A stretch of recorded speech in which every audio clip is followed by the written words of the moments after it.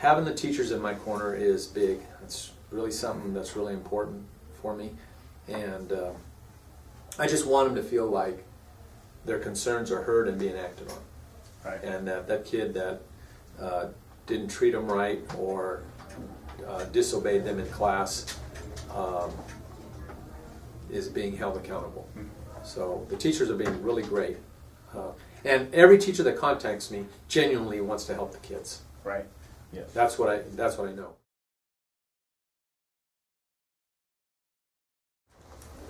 One of the coaches says, "Hey, why don't we have a combine?" And you know, it's kind of this little innocent little statement. And I'll tell you what, we had a combine and there was so much enthusiasm for it. And we saw a lot of new faces, just as a recruiting tool. And I didn't realize it till after I heard the kids talking about it. And when's the combine going to be? And you know, some kids couldn't make it because it was after school and some were playing other sports. But the ones that didn't make it wanted to be there. And I just got that kind of vibe from everybody. And we had it yesterday, and I got some new names, and we saw some kids out there that looked good that we didn't even know who they were. And so I think it played on what I think is the media's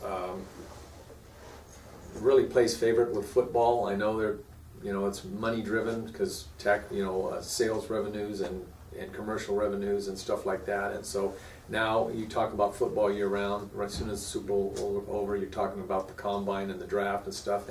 But the combine's a big thing with the kids. So we did that for morale purposes and fun. It was great for the kids. And then the bonus was that we got some kids out that we hadn't seen.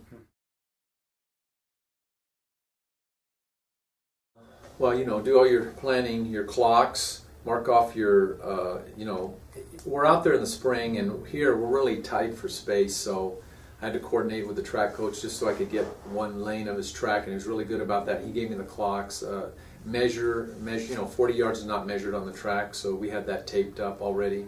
It's the other thing. Oh, it was a lot easier because I had already made a roster a few weeks ago in alphabetical order, except for most kids. So I had it alphabetized with all the categories that we're doing, and I made multiple copies in alphabetical order by last name.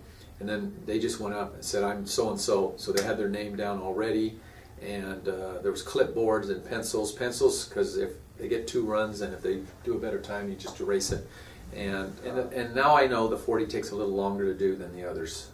That kind of bogged us. So we had kids, these 2 groups stopping. So next time I would say, just figure out a way to make the 40 a little faster. Maybe you have 2. Yeah, what you could do is have 2 timers. 2 timers, and so 1 runs, 2 timers and 2 people entering. So 1 runs, they take him aside, do him, the next one they call him up, and then you could catch up with the other groups. So that would be just little things like that. Number 1, when I get parents like that, I never get offended, and I never raise my voice. In fact, I lower my voice. And the other thing I think that has helped me over the years is I legitimize what they said. I told them, I don't blame you for feeling that way. I told them, look, I don't blame you for feeling that way. That's your kid. You're supposed to, that's okay. What you're mad about, that's okay. All those things are legitimate beefs. So, number 2, you're supposed to be an advocate for your kid. That's what you're supposed to do. So let parents be advocates for their kids. Don't tell them what they're feeling about you or their kid isn't a real feeling. Because that's just going to cause problems between you and the parent. And then the third thing is I kind of kept dwelling on is what we're doing now. We're in this predicament. What we're doing now. I've never been one to concentrate and my focus on the negative. When 80% of the, what we do with that is we make the 20% negative consume us like it's 80% of the issue, rather than vice versa. So it was just like this real fluid, everybody pitching in, a weight training program built by their previous coach, a great program that they all bought into, and they were all reconstructing it, and they all had input to it. And even with adults, any good management book will tell you that when you involve, at a school, if you involve teachers in a decision-making process and in the decisions of the school, or coaches,